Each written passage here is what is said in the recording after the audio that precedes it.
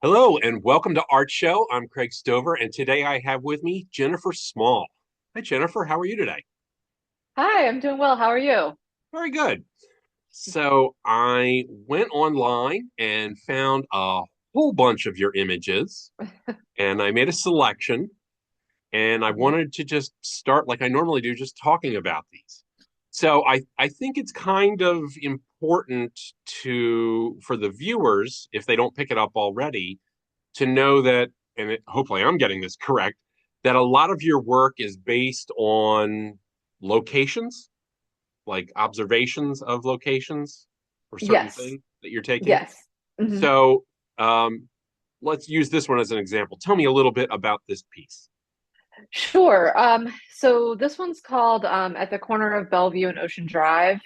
And this was kind of a body of work that I started that's still kind of ongoing.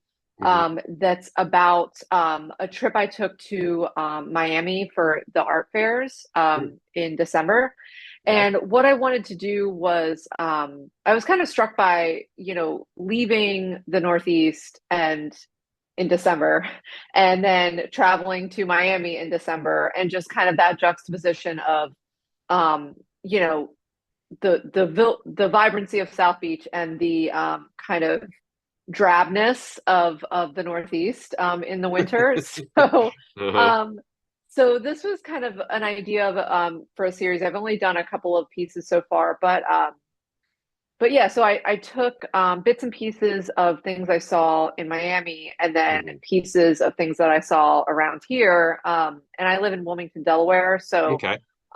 Bellevue is the name of a state park that's right down the road. So um, some of the bits and pieces were from Bellevue, and then from Miami and Ocean Drive.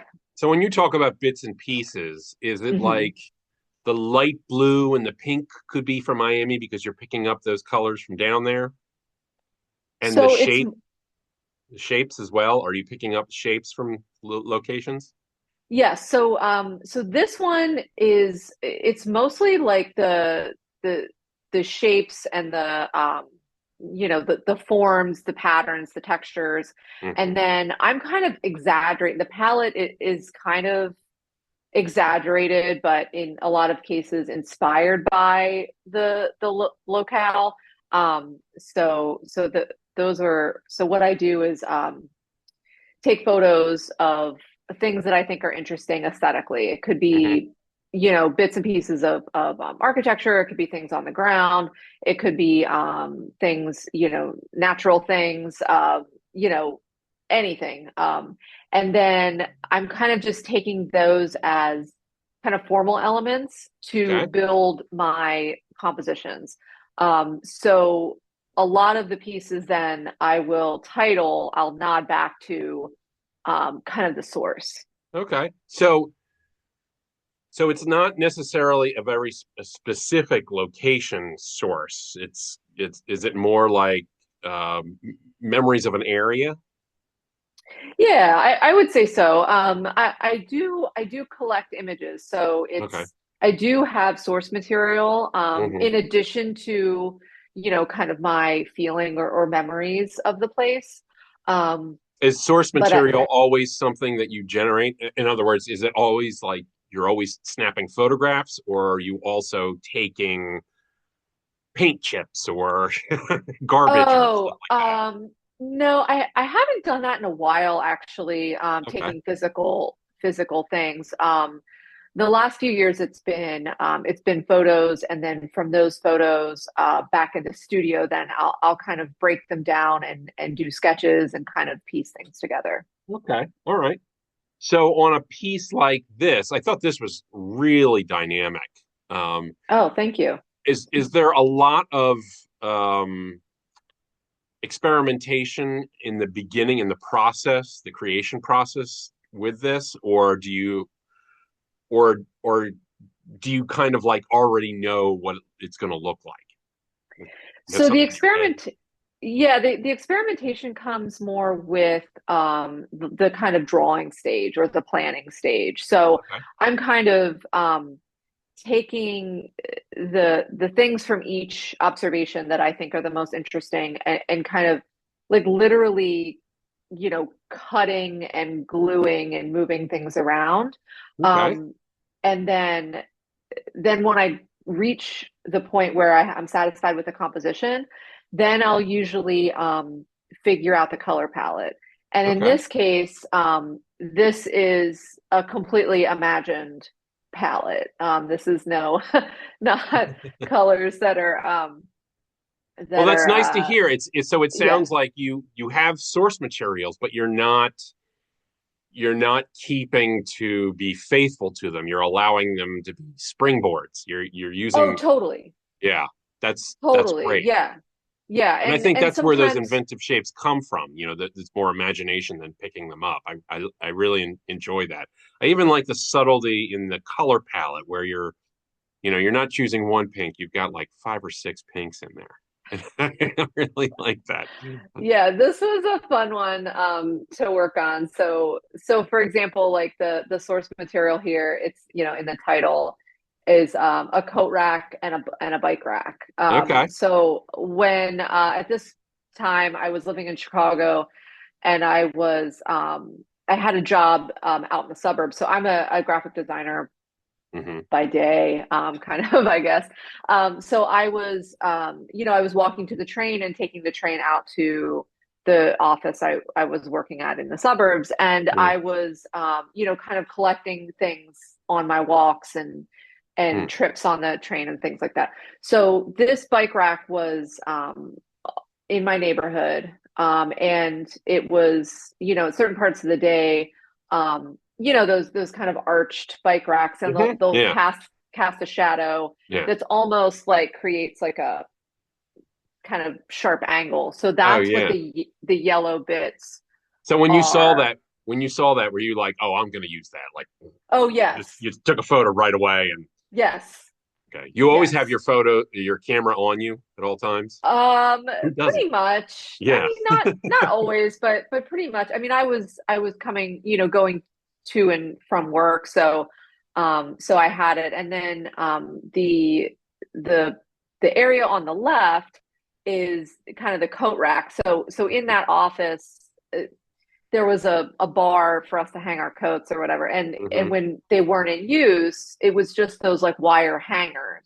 So they would kind of create these interesting patterns and Uh-huh. shadows and things at different parts of the day. So when when it wasn't winter, which was only about 6 months in Chicago, but when it wasn't winter, they were just hanging there and Right. kind of creating this really interesting pattern. So So so how then big is this piece? Is this this piece particular? is 3 foot by 4 foot. Okay. All right. Uh-huh. So before I move on, I just want to say the what really struck me about this piece was the fact that it's the angles of the yellow. This is so stupid, but like the fact that you put, square edges on some of those corners and then rounded some of the others. That was just for me, that's what did it. I made it so exciting. Oh, thanks. Right? Yeah, that was I a fun one for sure. I want to know one of the things that I saw with some of your work, it looked as though you had painted it and then stretched it because the painting continued through the edges of the pictures of the canvases.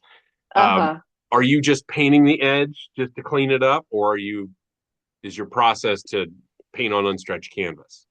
Uh, the former. Yeah, Okay. I don't paint on unstretched canvas Okay. So the sides just typically. bothered you. You needed to clean them up to make the picture. Well, it's funny. I started to do that. I hadn't done it for a long time, and Hmm. actually starting with like this series here, this in 2020, Hmm. I started to so like the previous painting, the sides aren't painted. Hmm. But Yeah, I actually it was my this work was for my first ever like virtual exhibition during Hmm. COVID. Hmm. So they were gonna photograph or I was photographing the work so it could be virtually Hmm. kind of installed.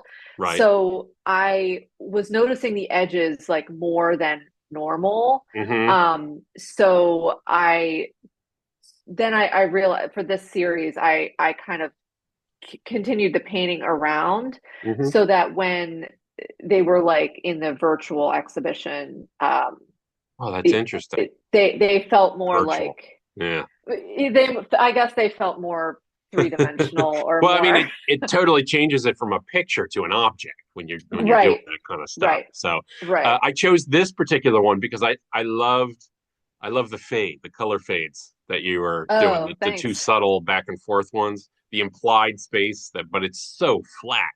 But I thought that was really great. And then I mean, you may not remember this about this picture, but I'm seeing those yellow bars as blinds. I can't help but think of that. Were there source materials for this too? Yeah, yeah. So all of my paintings kind of have, have some source material for sure. Okay. So the bit on the right, it was all of these pieces were collected again during COVID. I was living in New Jersey, and we had a limited, as everyone did, limited kind of area that we could Hmm. be. Um, yeah, so this was bits of pieces of downtown, the little town I was living in at the time, Burlington, New Jersey, Hmm. and the pieces on the piece on the right, I believe, was something downtown. I'm not sure if it was a railing. I forget now if it was a railing like next to a set of Hmm. stairs Hmm. or Sometimes something. it's really obvious, and sometimes you just give enough that makes me wonder. Well, it could be this or it could be that. I liked. Yeah. I thought this was a really kind of a fun image. It was really sort of relaxing. Um, and then I came across this one, which what I find a little fascinating about some of these paintings that you're doing is you're combining this like super flat with like a suggested dimensionality Hmm. in the same picture plane. Do you do you struggle putting the pieces together, or is it like once you have these elements, it just clicks? Um, this one actually was a little bit of a struggle, but overall, yeah, I like that juxtaposition. Like I like creating spaces that you could almost feel like you could walk into, but not quite, Hmm. and things that you can almost see around, but not quite, and next to like, the super flat, just patterning. Um, yeah, so I think that's the challenge that I Yeah, enjoy, like kind of yeah. figuring out like, I'm creating the space, right, Hmm. from my memories and my observations and things, but it's I enjoy teetering between kind of real space and flat space. Yeah, I really enjoy that. I like your process allows you to invent some shapes that I don't think you would come up with normally. Oh, I like that totally. process. Yeah, like like if you just planned it, it would be kind of boring. But this way, it's got these shapes that have these like knobs and weird Yeah. weird textures. I did want to ask about you had mentioned collage early on in Hmm. our Yeah. conversation. Uh-huh. So, do you do you make sketches for all your works and then Yes. blow them up or make turn them into paintings? So I don't yes on the Hmm. sketches. So what I Okay. do normally is I have all my source photos, and then I'm kind of making sketches, simplifying pulling out the little bits of the photo that I find most interesting.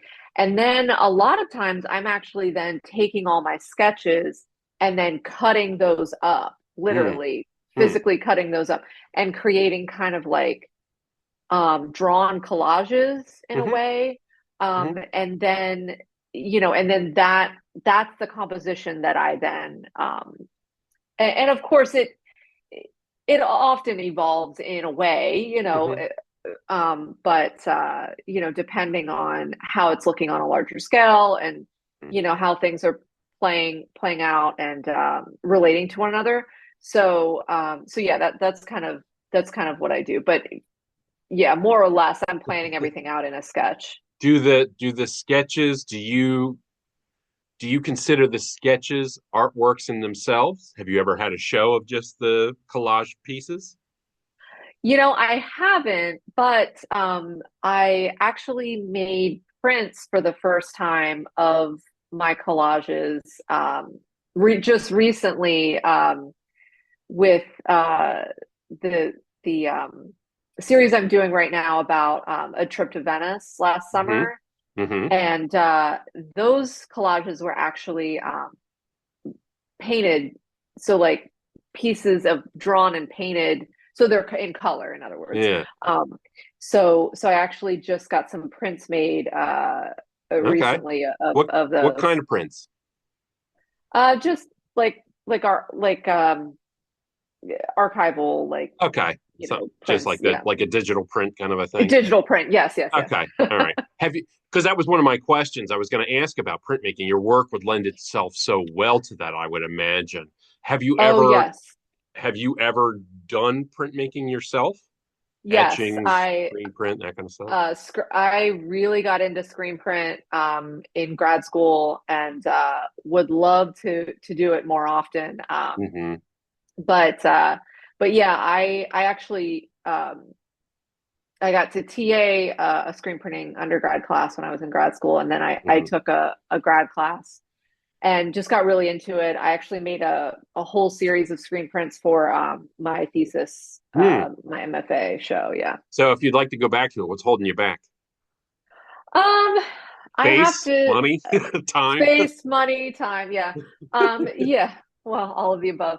Yeah, Okay. I have to. Yeah, it's definitely on my list to get up to a studio or Yeah. probably up in Philly to a studio and get back into it. But I really enjoyed it and I hand painted my with India ink like my Hmm. the transparencies and things. So it was all very um the Hmm. hand was very much a Hmm. part of it. Yeah. We're going to have a conversation later because I want to talk to you about lino cuts because I think you could make some really great Oh yeah, those are fun too. stuff. I want to ask you about well, first off, I need to know a little history about you. Like Uh-huh. how long have you been an artist? When did you decide art's for me? I'm going to do it. Uh, when I was very little, I grew up, drawing and making, I grew up in a pretty creative household. Both of my parents went to art school, Hmm. and Okay. they were, my dad was a practicing graphic designer, and my mom was more on the like interior design side. Hmm. So it was, yeah, it was a household of just making things. Okay. We grew up in a small town, and it was a lot of just like making things outside and like Hmm. making Halloween You were costumes always and encouraged, and it was yeah. all. And so you sounds like you just slid right into being an artist.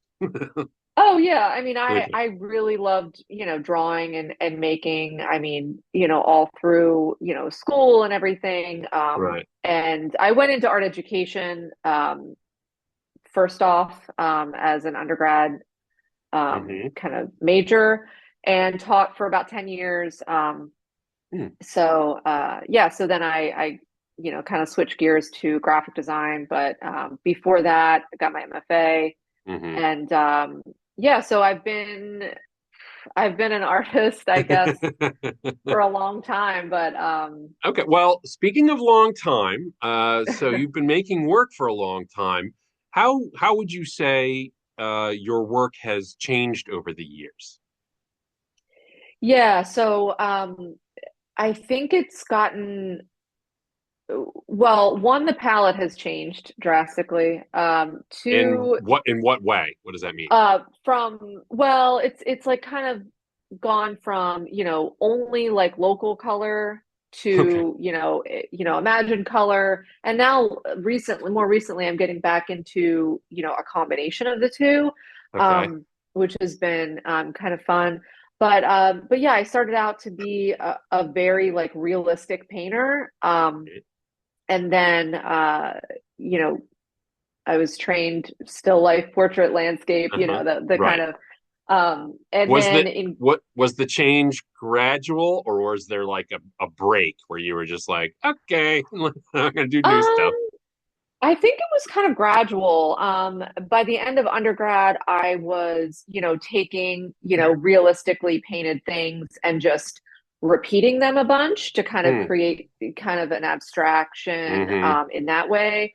And then that kind of evolved into, from objects to in grad school, I was thinking more about the narrative aspect of Mm-hmm. abstract painting and Mm-hmm.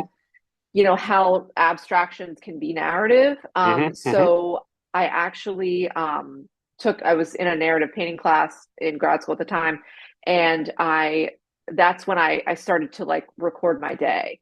So I Mm-hmm. was doing like a day in the life, and kind of collecting all these bits, and then those became paintings, Okay. kind of describing that day or my kind of routine. A question I ask a lot of artists, and they often get tripped up about this, but I have a feeling you'll glide through this one. Do you consider your works to be autobiographical, or are you trying to make things that are separate? Oh no, they're very much autobiographical. Yeah. Yeah. Yeah, I mean I can look at a painting from any of my paintings and kind of I'm like taken back to where I was, Right. what I was doing, Mm-hmm. whether I was in school or not in school, or if I was on a Mm-hmm. vacation or what, like I was um yeah, I think it's kind of a way for me to like process Mm-hmm. or my experiences or record my experiences for sure. I mean, But it's a yeah. very classic way of working. So I get that. So if but on the other hand, if that is, the way that you're working, I'm kind of curious about your relationship with your audience. So Uh-huh. when you're making your work, are do you ever think about your audience? Are you hoping that your audiences will walk away with something specific? Yeah, I'm definitely thinking about the audience. I guess my hope with the audience is that they they just kind of develop a little bit of a different relationship with abstract painting, and that and more of an awareness of maybe their own environments Mm-hmm. or their own, kind of everyday everyday lives and everyday kind of Mm-hmm. what they might seem as seem mundane environments, and there's something to be discovered, I guess. Mm-hmm. Mm-hmm. You So know so when you're working on a picture, here's the $1 million question. Uh, are you zoned in or zoned out when you're in the process of making something? oh, I'm all Okay, all in. right. Yeah, yeah, I ask that question. I'm always surprised. I never get it right because yeah. because when I think artists are just tuned out and they get that highway hypnosis when they're painting, they're like, no, no, no. I'm aware of every Oh, single stroke I'm making. oh So yeah, I'm. It's always fascinating to hear about that. Um, yeah. I did want to ask you a quickie because you have some interesting titles with your Uh-huh. work. Does your titling come before or after or during? Well, like during or after. I Okay. usually will kind of think about the source material and and kind of or the place or things like that. So I I want to have that like kind of banality put like woven in, Mm-hmm. because I want the audience to understand that what I'm doing is accessible, and it's available, and Mm-hmm. it's and it's like kind of you know it can be, abstract painting doesn't have to be like so like hot, Hmm. Hmm. Hmm. out there that no one can understand it, but and it doesn't always have to just be some pretty colors or, Right. Well, I asked that question because some of your titles are very specific. So I'm, yeah. in some specific locations, I thought was kind of interesting. When you did say that for your process, you're taking photos to get source materials. Do you carry around a sketchbook? Do you keep a sketchbook as well? I do. I have, um, kind of made direct, sketches from observation. Like, whenever I'll take the train up to New York here and there to, go to galleries and things, and I'll often, draw from the train window. So Hmm. those observations are very, obviously quick. And Is it just drawings, or are you also taking notes? sometimes notes, yeah, sometimes Okay. notes. With the Venice series, I recorded an entire day in Venice, and Hmm. I took pictures, and I took some video. So with those titles are actually from my notes Hmm. from what Okay. I was seeing. So, and it could be like what I was hearing or Right. what was going on or I can imagine whatever. your sketchbook must be part interesting, part indecipherable. Who knows? For What's she sure. talking about? Right, yeah. Yeah, Uh, yeah. Time for just two more questions. Uh, Okay. First one I want to ask is you're in your studio, you're about to make something new. One of the things I enjoy is finding out artists often have studio rituals. In other words, things that you do to get ready to get into making new work. Do you have anything like that? Um, I do like to, put up all my like sketches or source material like on the wall. Okay. I find that super helpful. As far as like getting ready, I usually have, you know, some coffee, Hmm. either a podcast or some music Okay. playing or You got the something. background music going on. The Hmm. background, yeah, and if I'm doing something like a little less like where less thought is involved, I guess I'll put on a podcast or Okay.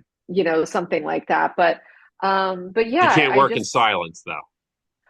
sometimes I do. Okay. It's funny. I'll think about putting something on, and then I just get into it, and then I forget about it for like an I do hour, the and then same thing. I usually always have music on, but lately I've like been finding myself working and it's dead silence. I'm like, wait a minute, this is not yeah, right. yeah. Then But it I'll works. realize It's it. it's a different Yeah. kind of a brain thing. Last question: what does making art do for you? Uh, it it does a ton of it brings me joy. It challenges me. Um, it makes me think. Mhm. It yeah. It just makes me feel good. I mean it's just yeah, it's what I love to do. Could you go without it? No, All right, no. that makes sense. All right, I totally get that. Um, well, Jennifer, we're run out of time. I want to thank you so much for coming by and talking with me today. It's a pleasure meeting you. It was really fun to talk and hear about your work and your processes. Of course, Yeah, now I thank have more you. questions than answers.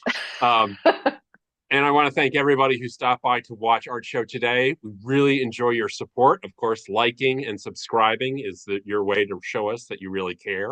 And it also helps push out Art Show to other people as well. If you have any questions, feel free to send them our way. You can stick them in the comment section. If I can't answer them, I'll pass them right on to Jennifer. So again, Jennifer, thank you so much. I really appreciate Thank your spending you. some time with me today. I really enjoyed it. Thank you. Thanks, everyone. Take care.